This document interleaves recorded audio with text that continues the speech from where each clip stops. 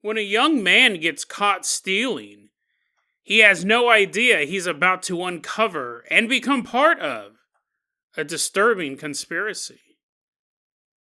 And then we travel out to Roswell, New Mexico, home of the famous UFO crash that took place back in the 1940s. But what is going on in the area today? Is it possible that alien life still visit this site to reenact that deadly night? Today on Dead Rabbit Radio.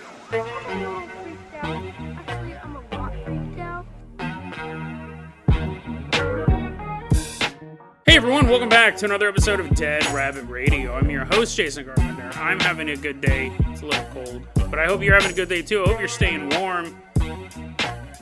I'm trying to record all these episodes before the weather gets worse. It's 5 degrees right now. Yes, I will be complaining about it all week. I'm recording all these episodes back to back today because the weather's going to get even worse later. But someone who doesn't get worse later, someone who only gets better with time, running into Dead Rabbit Radio Command right now. Everyone get on your feet and give it up for Gabrielle. Woohoo! Yeah! Wee! Yeah! Jump on in to Dead Rabbit Radio Command. Shut the door, though. Shut the door. You're letting all the heat out.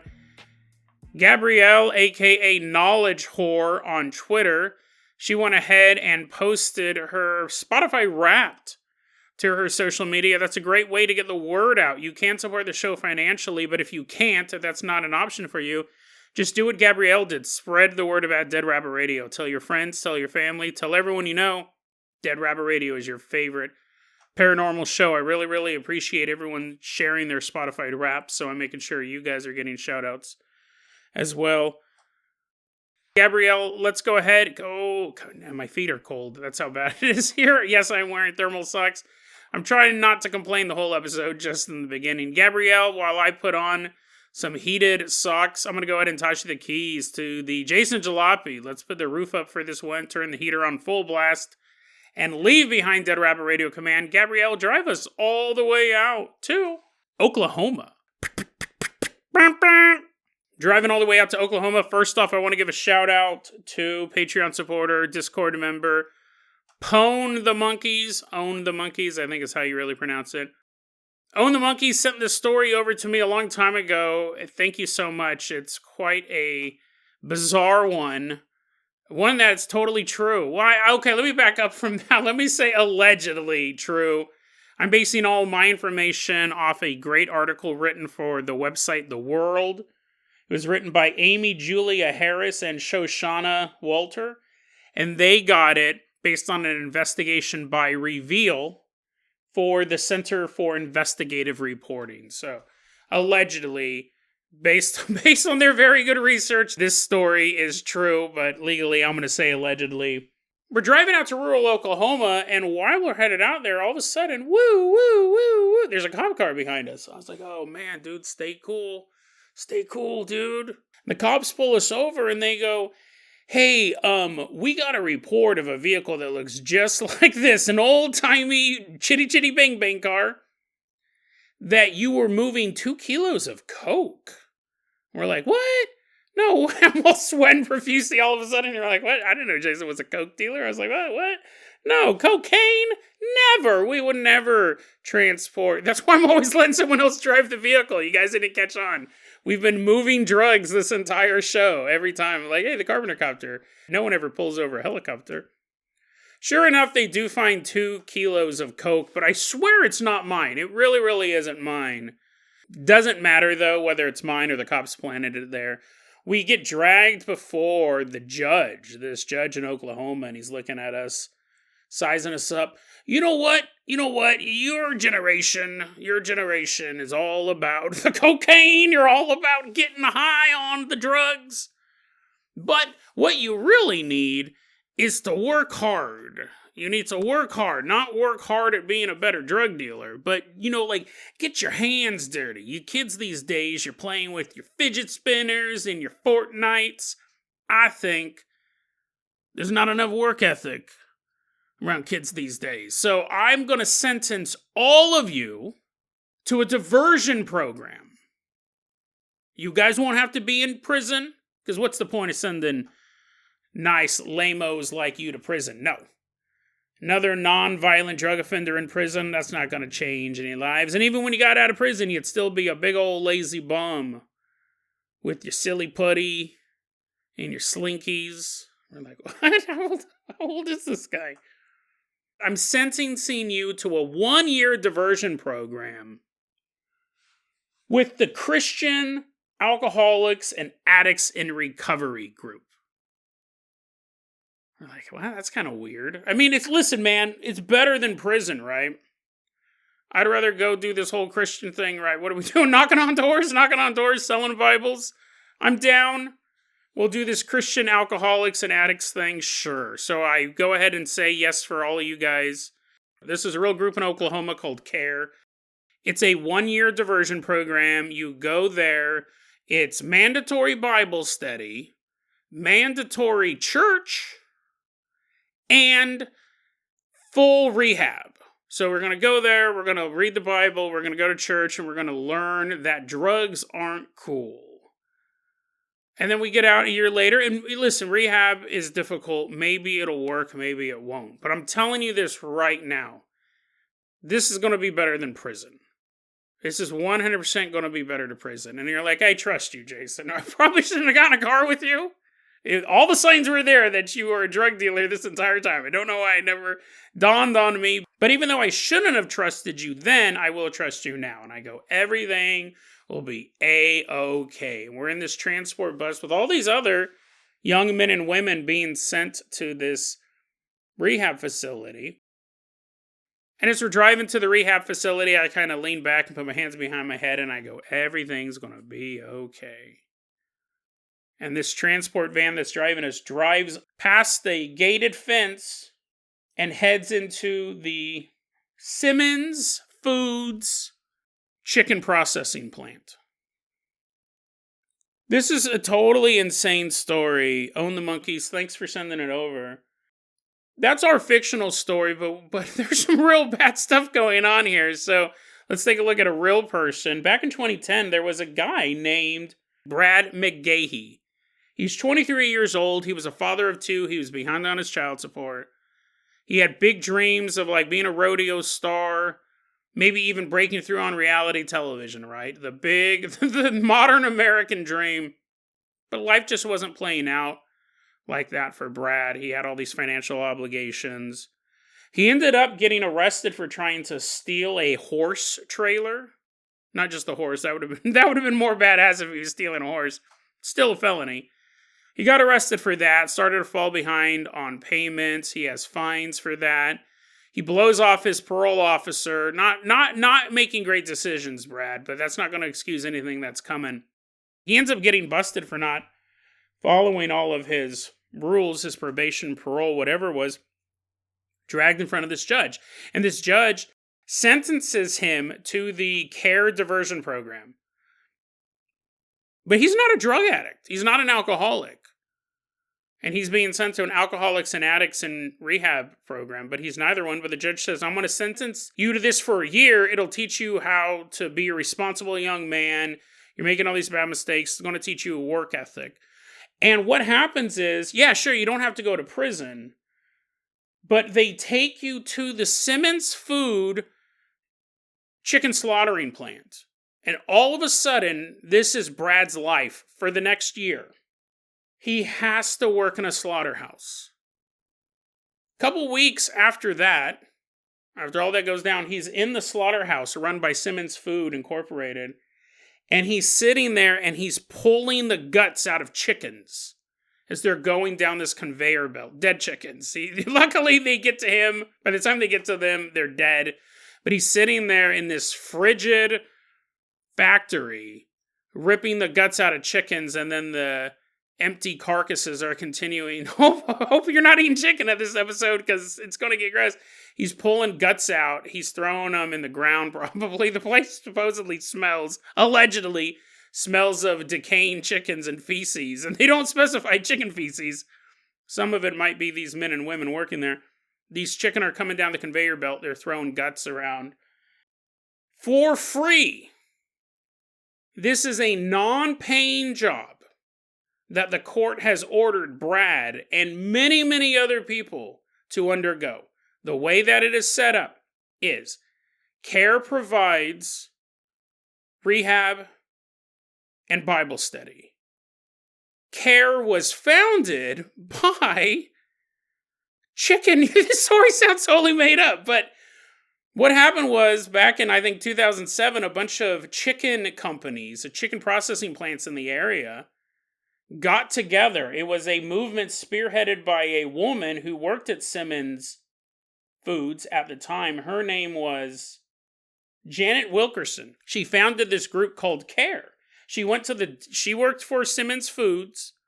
She came up with this idea because they had a previous program that worked but wasn't as exploitive, where they did work with people who had been convicted of drug crimes to work in there. This was one that she came up with, and she went to the different food plants in the area and said, let's fund this group called CARE, and what we will do is we will get these drug addicts and alcoholics off of their drug of choice, and in turn, they will work for us for free. And we will have the state send us employees. We will have the state find these young men and women who are getting arrested, making these terrible decisions, being sentenced to us for 1 year. We get a free employee for 1 year. We will provide them with rehab, and we will use the Lord to help with that. This is a Christian-based rehab program. But people who have participated in this program have said there were times where we would not go to rehab because we had to work. Work came first.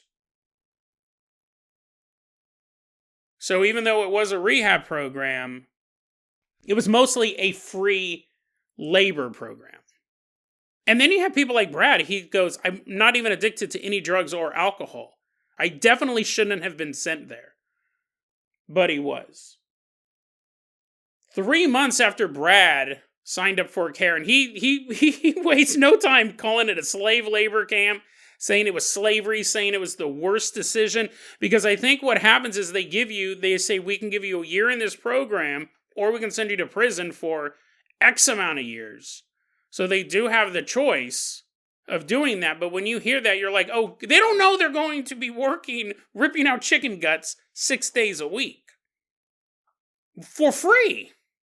I keep having to hammer that home, because the last time you heard about people being ordered to work for free and being held in bondage, we called it slavery. They go through great lengths to not call this slavery. This is going on right now. You have these programs all over too. Simmons Food and these chicken companies are not the only ones that use them. There's a nursing home in another state that uses them. There's a Coca-Cola bottling plant in another state that uses them. These programs are all over. If someone offered you 3 years in prison or 1 year in rehab, you'd go, well, okay, 1 year in rehab. And the next thing you know, you're pulling out chicken guts. Brad, 3 months after he was sentenced, he's pulling out chicken guts. Him and a coworker were working this assembly line, and all of a sudden, all these chickens, there must have been like some sort of glitch, all these chickens slammed onto the conveyor belt at once. So they have this huge pile coming at them. So they just have to reach their hands into all of these dead chickens and try to process them as quickly as they can. Here's the thing. If you mess up at this job, like, you know how you might get fired from your job and you go, wow, that sucks, I need to get another job. If you get fired from CARE, you go to prison. So while you may be thinking, this sucks, I'd rather be in prison, at the same time, you don't want to go to prison, right? Nobody wants to go to prison. So you're working the job as much as you can. If you get fired, you go to prison. So these bodies of chickens are coming down. They're reaching their hands and they're pulling the guts out. His coworker, her glove gets caught on the conveyor belt. So Brad reaches over to help her out. And in turn, his hand gets caught in the conveyor belt. There's this kill switch, right? Most conveyor belts have these. There's this line, this rope you can pull to automatically shut it off. And someone reached up because people saw this was happening. He goes, I just felt my wrist snap. and my hand's in this conveyor belt, and someone pulls that string, and the conveyor belt starts going faster. And now it's dragging him along. It's dragging Brad along with his gnarled hand caught in this conveyor belt. It was classified as a severe crush injury. It was pretty gnarly. No pun intended.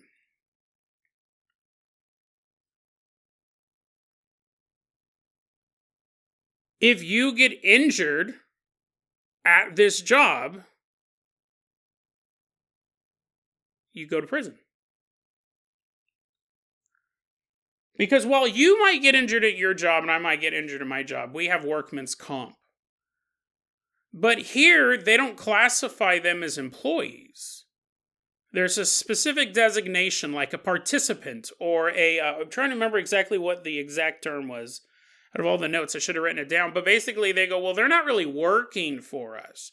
So they're constantly fighting every single workman's comp claim. And you'll see a couple of them in the show notes that I got from this article written by The World.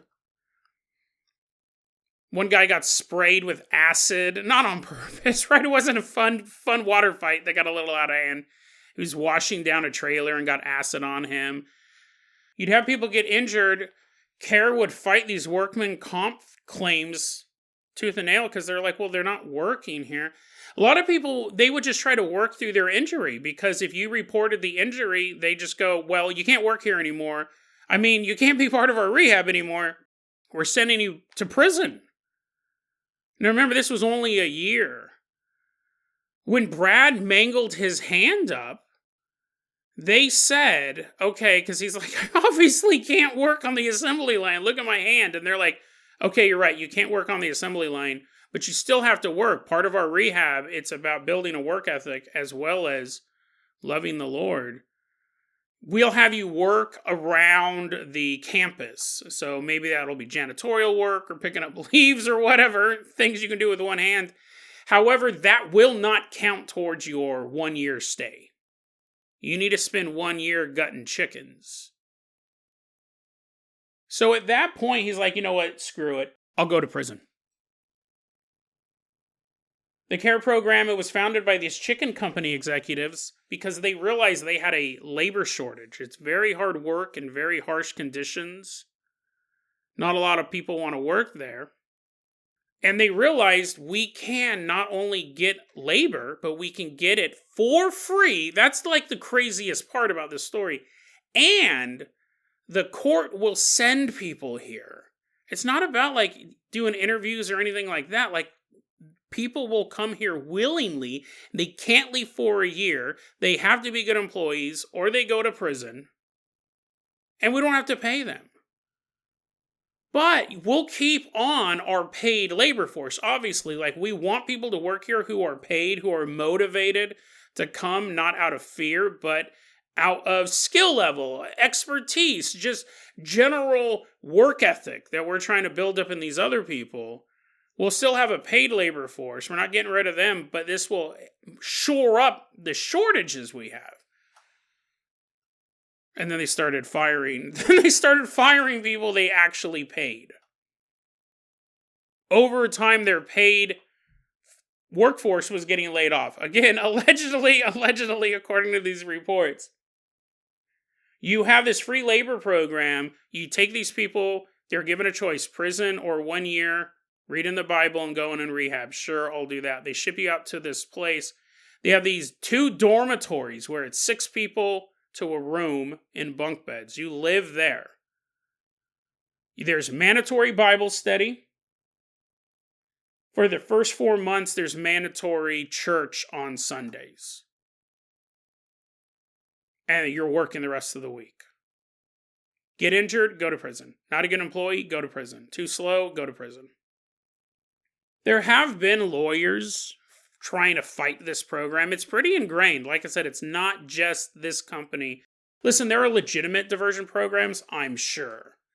But then you have, hey, go to this chicken factory, go to this Coca-Cola bottling plant. I get wanting to instill a work ethic. You get paid in jail, though. You get paid like 25 cents an hour or whatever it is, making furniture or license plates was the old stereotype. But when I was in college, all of our desks and chairs were assembled in the state prison system. At least that's how it was back in the 90s when I was in college. And they get paid for that. It's a very, very small amount. I would still consider that slave labor, but it's better than nothing. But it's not as much as, they should get. But it is this slavery program. But here they're not even hiding the ball on this. They're just like, oh, no, they're working for free. They're working 6 days a week for free. Now, let's also give the other side of this. I did want to present this as well, and the article in The World did a good job as presenting this side of it as well. CARE defends all of their work. CARE says you have to understand we are instilling a work ethic in people who may not have ever had one. These people need our help. They said 1 in 4 of the people who enter this program, when they return after that year, they are clean.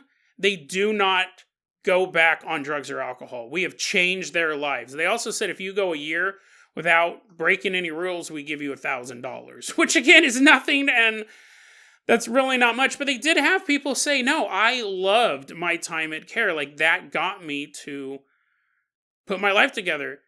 I'm not saying that is true for some people. That is true for some people. Does that excuse slave labor? No. Does that excuse? But let me go ahead and say what CARE says about it. They said our program works 1 in 4. We have a 25% success rate. Janet Wilkerson says, my brother died because of his alcoholism. And alcoholism almost destroyed my marriage. I know how awful these things are and how it doesn't just affect a person, it affects a family, it can affect a community. I understand that.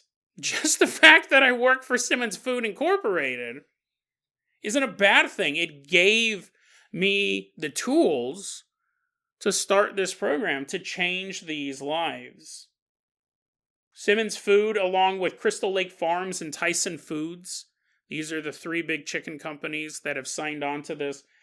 So that's their side of it. Brad's story is, his hand got mangled, and he had to fight tooth and nail to get any compensation for that.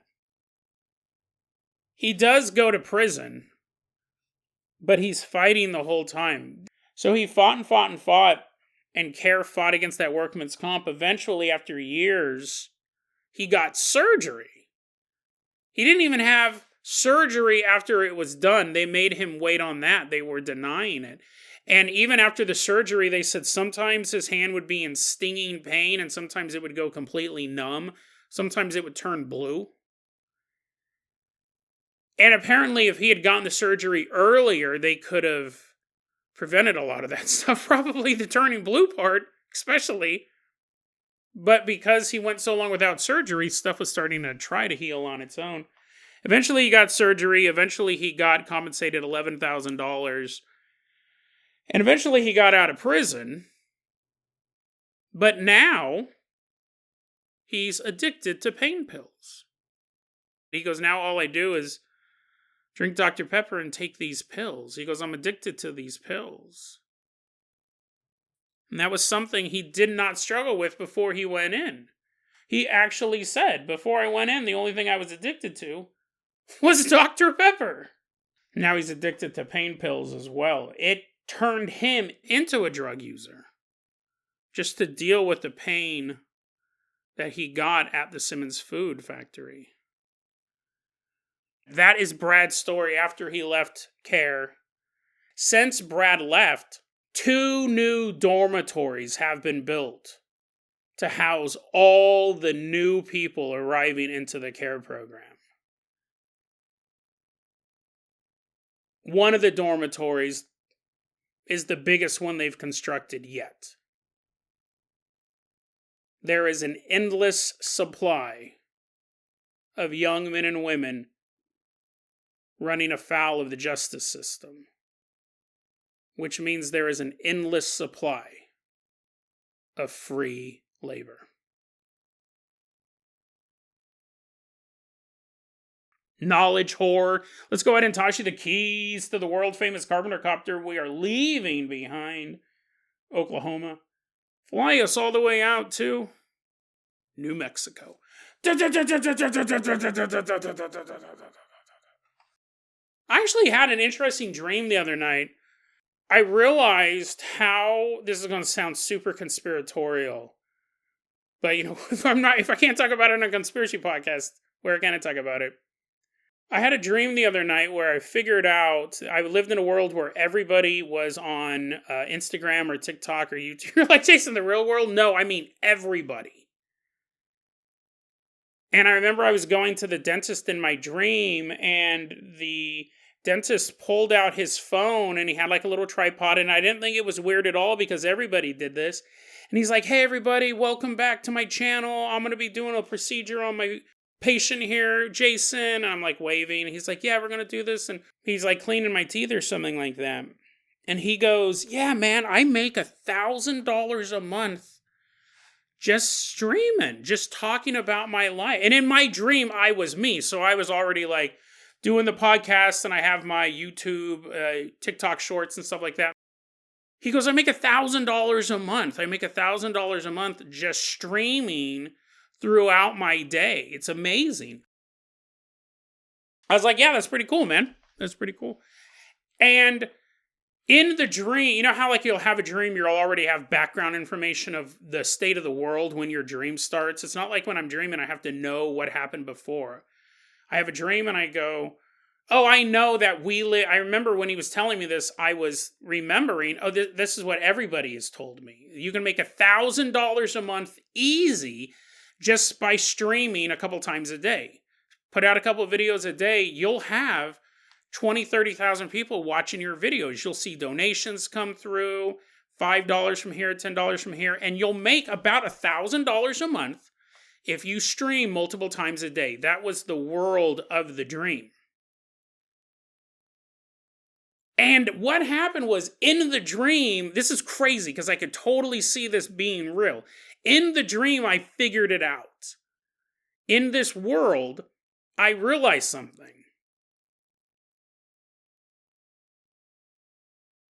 The government was behind it all.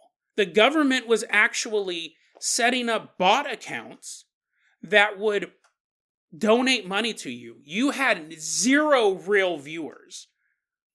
It would show that 1,000 people were watching it. Maybe it would be like 4 or 5 people. Maybe.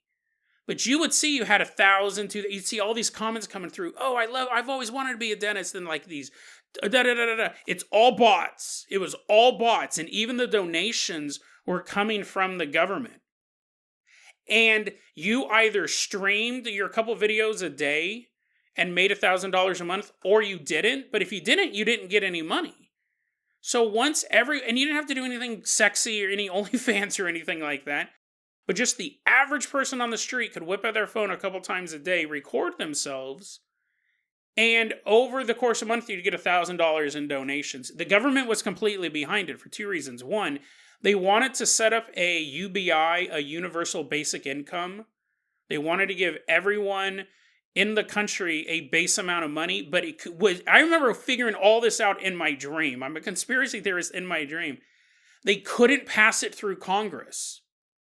The voters did not want universal basic income. They didn't want their taxpayer dollars being spread out to other people. So they set up this program that was totally off the books, where every person who videotaped themselves multiple times a day got $1,000 a month.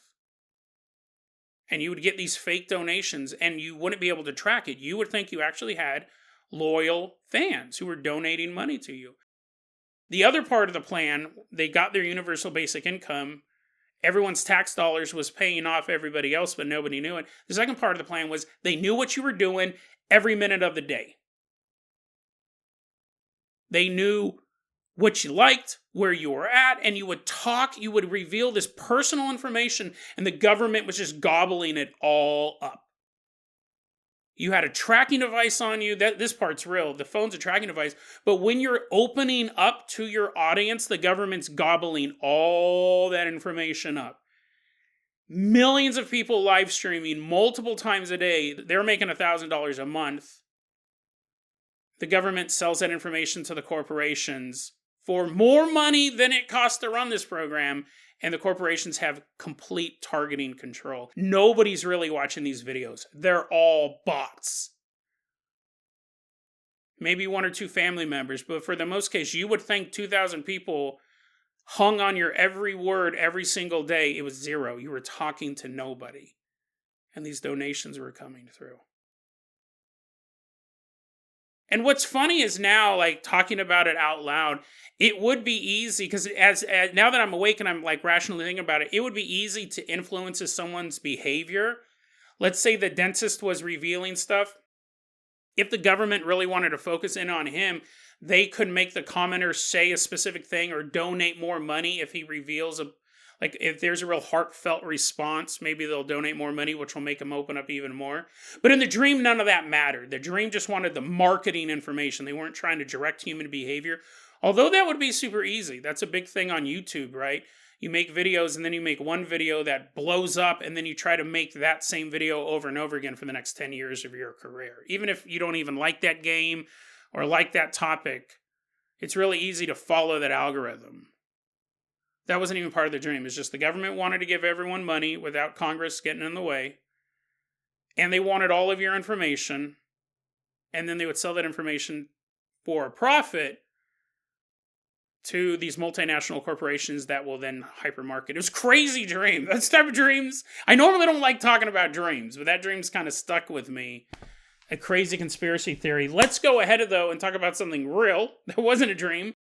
We're headed out to New Mexico. Specifically, we're going to be near Roswell, New Mexico, a town that I think needs no introduction, most famously known as the site of the CW show Roswell.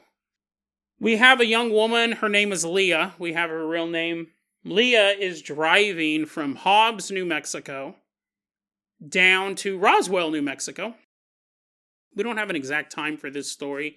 Recently, I believe, though, within the past couple of years. Leah's driving from Hobbs, New Mexico. She's staying with a friend in Roswell. On the drive back, it's late at night. She's flying down the road.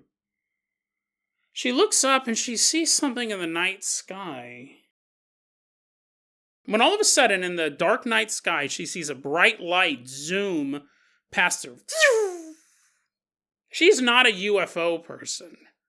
She's never really sat around and wondered, is there life on other planets? What wonders and horrors await the eventual Earth explorers that leave this world?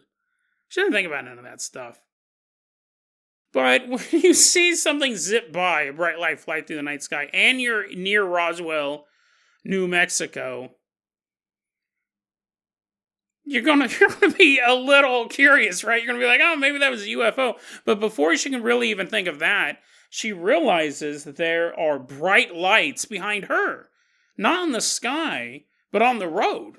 There's a car coming up fast, and the headlights are bright. Not blindingly bright, but brighter than a normal headlight. And she's looking in her rear view, and she sees these bright lights. She's driving down this road. It's late enough that she doesn't talk about seeing other cars, except for the one behind her. But as she's looking closer at the reflection, she doesn't see a car. What she sees are two lights, almost like they're mimicking headlights, but they're not attached to any vehicle, and they're coming up behind her. Whether or not you believe in UFOs, something is off here. And she starts to speed up a little bit because she does get the feeling like they are pursuing her. She speeds up a little bit. The lights speed up as well. So then she slows down a little bit. We've seen this happen in other UFO stories. I don't know if I'd be able to find the episodes, but this type of behavior has happened before. It's interesting. I don't know if I would follow the same pattern, but I've never been followed by a UFO, at least that I know of. They do wipe your memory. Leia starts to slow down, and the lights slow down. But not only do the lights slow down, they start to back off. As if they don't want her to get a good look at them. She begins to speed up. They start to speed up. She'll slow down. They slow down and back off. But she realizes something in this moment. Like, you could probably be thinking this is some sort of dream, right? I'm driving late at night. I'm super tired. This could be some sort of optical illusion or something. She gets the feeling she's being pursued. And not only that, she begins to feel like something is watching her. This is not a natural phenomenon. Something is intent on getting her. Something has an intention. There is an intelligence behind this. She starts to speed up. The lights speed up. She starts driving faster and faster, and the lights stay on her tail. They don't catch up so close they're about to ram her, but they are also keeping speed. At one point, Leia's hitting 100 miles an hour, and these lights are just still there.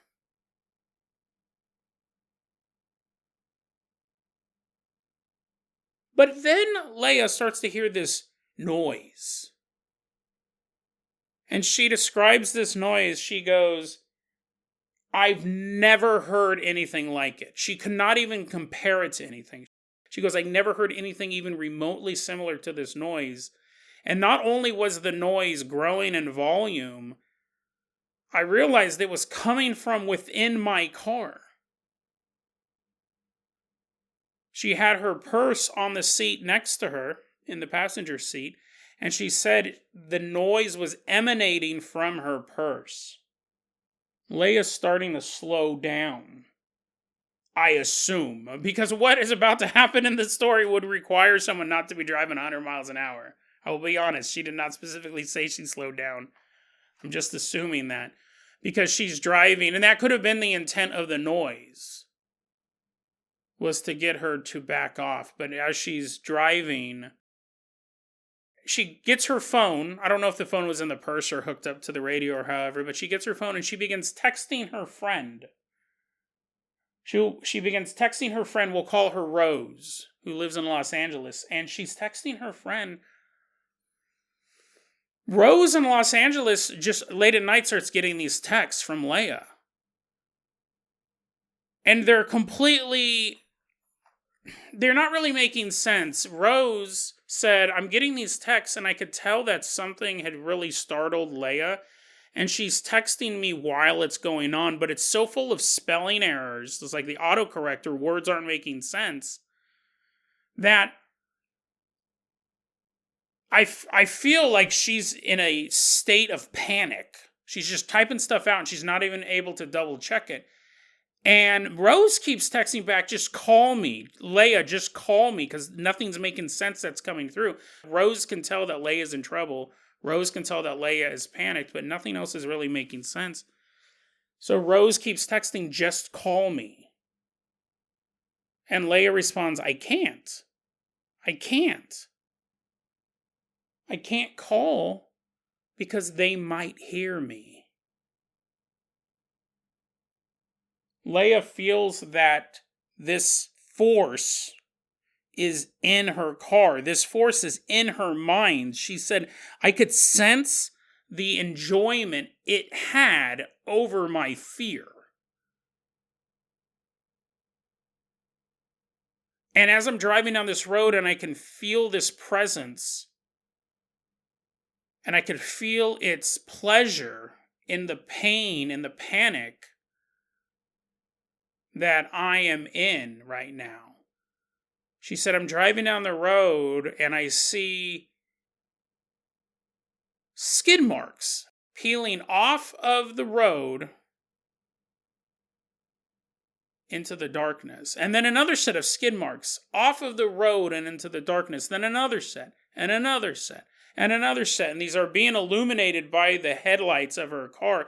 She's seeing all of these skid marks where it looks like someone lost control of their vehicle and went off the side of the road. Now, not like off of a bridge or into a gully or anything like that, but into the surrounding desert. According to Leia's estimate, she said there seemed to be 30 different sets of skid marks within a 1-mile strip of road. Those are the two reasons why I think she probably slowed down. One, texting at 100 miles an hour, that'll definitely cause a couple spelling errors. But to be able to see all these skid marks, she probably wasn't going that fast. She's probably going fast. I don't think 100. But what she's starting to believe is something is trying to get her to swerve off the road. She is seeing the reminders. She has seen all of the different times that cars in the past have been forced off the road by this same force. And then as fast as it started, it ended. The lights came out of nowhere and the lights vanished into the darkness. And Rose, in a panicked state, continued on her journey down the road to her friend's house in Roswell. But when she got there, she was in such a panic, she refused to get out of the car. Her friend had to come out and help her get out of the car and get into the house. She would not leave her car. For the next 2 days, she was bedridden. She was horribly sick. Before that night, she had zero interest in aliens. It wasn't something she was into. Now she believes they're real, and not only does she believe they're real, she believes they were trying to get her to crash her car off of the road. Her friend Rose in LA, they were talking about this, and they wanted to retrace the steps. They didn't want to drive that road again, but they wanted to find out where it took place virtually. So Rose goes, hey, well, Leia, pull up your text messages. You know, you have like the Google history maps. I get that sent to me every month to show everywhere I went. Again, talk about the government, right? The government having all that information. They have it now, but it's just not as heartfelt, and they don't pay me for it. Or do they? How many Patreons do I really have that aren't actually government operatives? When Leia went to go pull up her text messages from that night, they were all gone. The text messages she sent Rose, she could not locate on her phone. Rose is like, what? Did you delete them? No, I didn't delete them. And Rose goes, well, here, let me pull mine up. The text messages were removed from Rose's phone as well.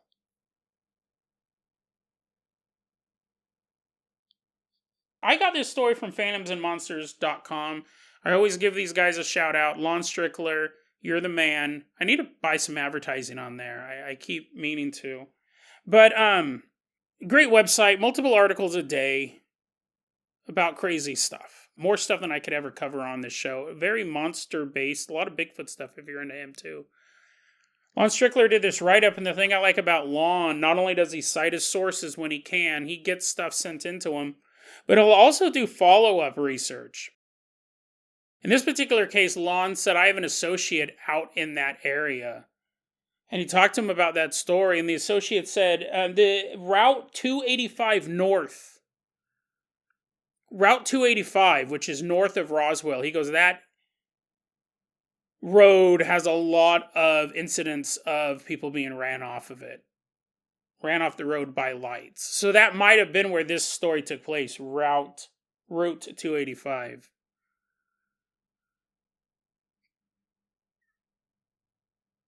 It's a fascinating story. It's one of those stories that, I'm going to be honest, I think Leia got abducted.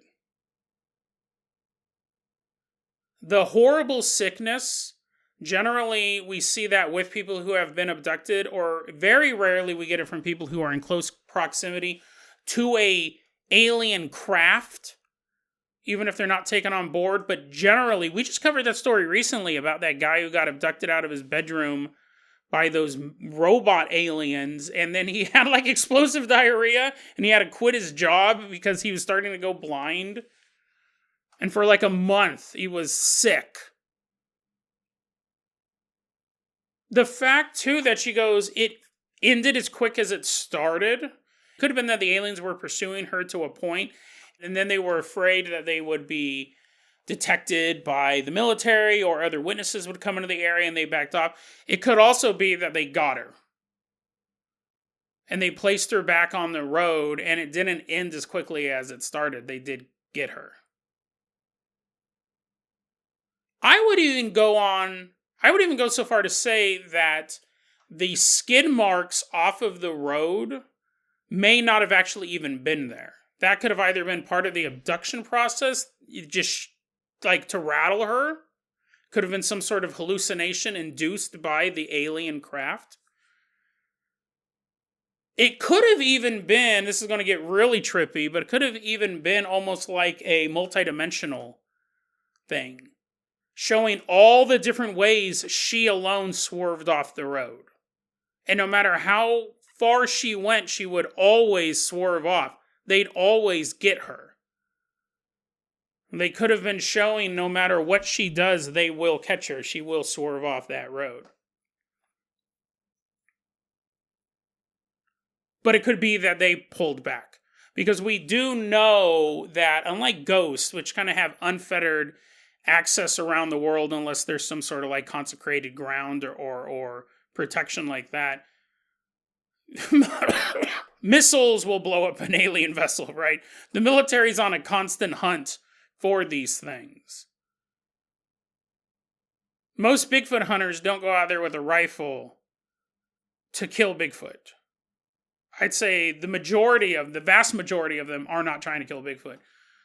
Militaries around the world are constantly trying to shoot these things down. So I'm sure they have it mapped out.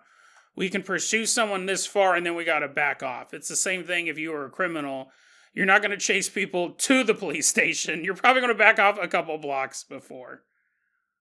If not just once they leave your neighborhood, be like, it's not worth it.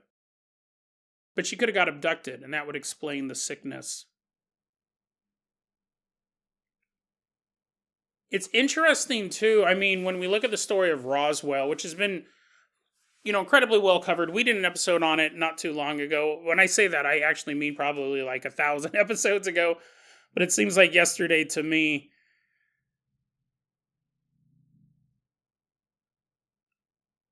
A place where aliens crashed. The most famous alien crash in human history. It's weird that they would hang out there.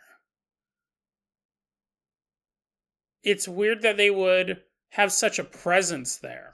And I also think it's interesting that it seems in some weird, perverse way, they're recreating the Roswell crash, but with humans instead of aliens.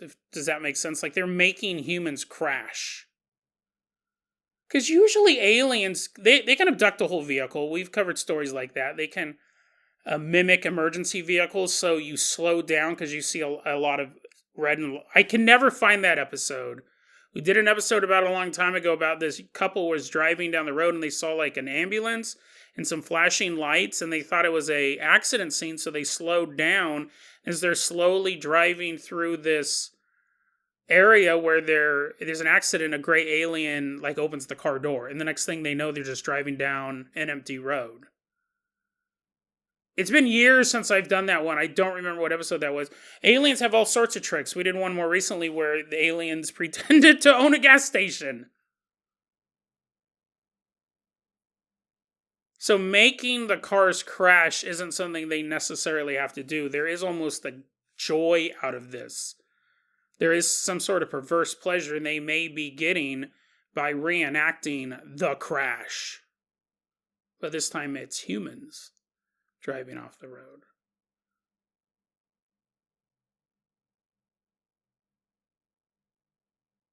It's funny because a lot of times in alien lore, we see them as these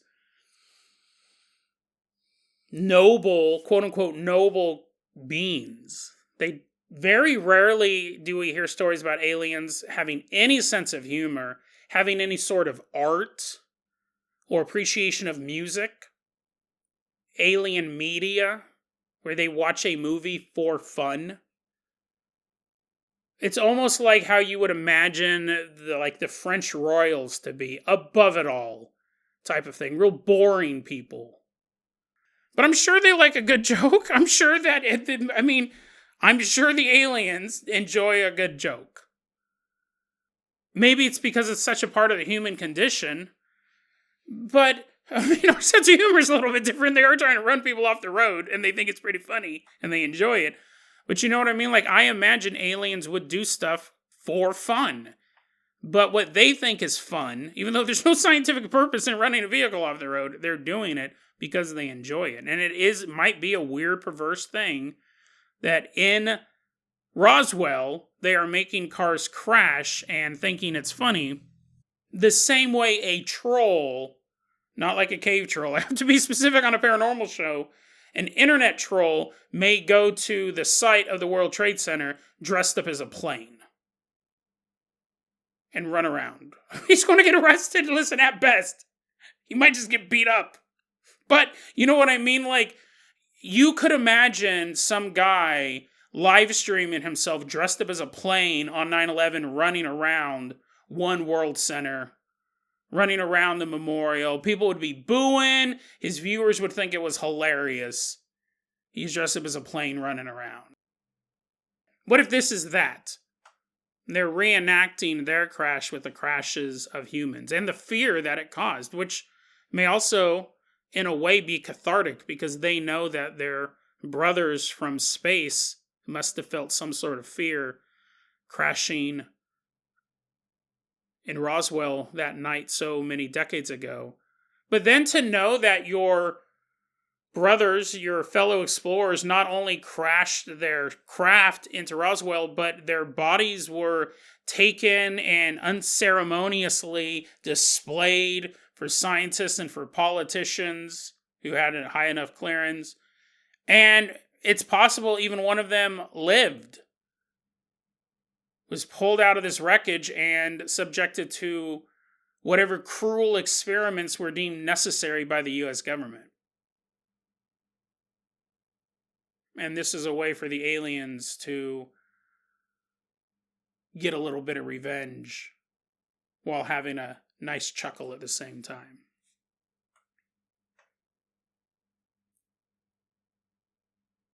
Roswell is the site of one of the most famous, if not the most famous, UFO crash in world history.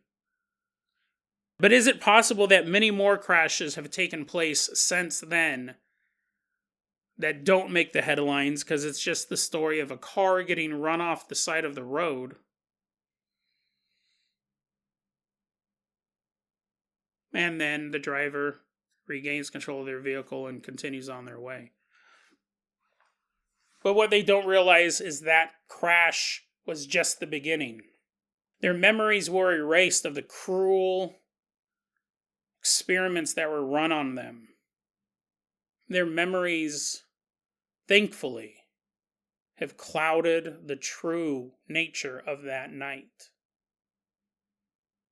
There was no scientific experiments that were done. No new information on human biology was gathered that night. It was just a group of aliens. It was just a group of aliens getting a little revenge for their fallen fellow travelers.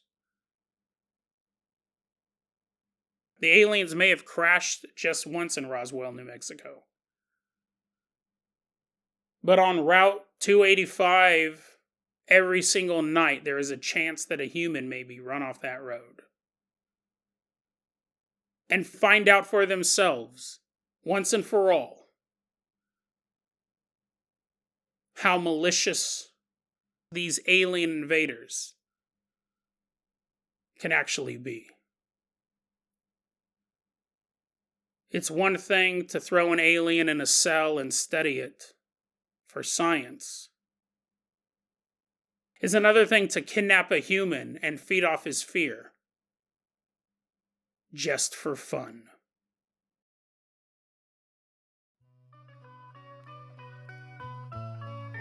deadrabbitradio@gmail.com is going to be our email address. You can also hit us up at facebook.com/deadrabbitradio. TikTok is @deadrabbitradio. Dead Rabbit Radio is the daily paranormal, conspiracy, and true crime podcast. You don't have to listen to it every day. I'm glad you listened to it today. Have a great day.